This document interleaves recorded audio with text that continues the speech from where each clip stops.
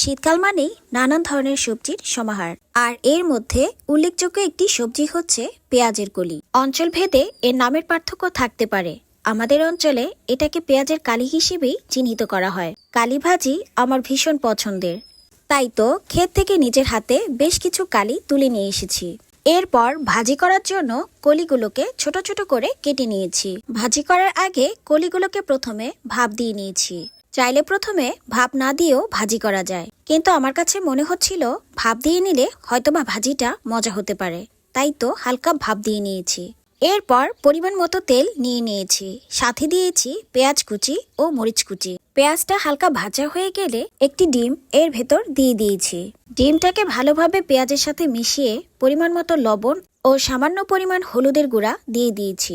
এইভাবে কিছুক্ষণ নেড়ে চেড়ে আগে থেকে সিদ্ধ করা কলিগুলো এর ভেতর দিয়ে দিয়েছি। দেওয়া হয়ে গেলে পেঁয়াজ ও ডিমের মিশ্রণটা কলির সাথে ভালোভাবে মিশিয়ে নিয়েছি। যখন কলিগুলো মজে এসেছে তখন ভাজিটা নামিয়ে নিয়েছি। এইভাবে ভাজি করলে খেতে কিন্তু ভীষণ মজা হয়। ধন্যবাদ সবাইকে।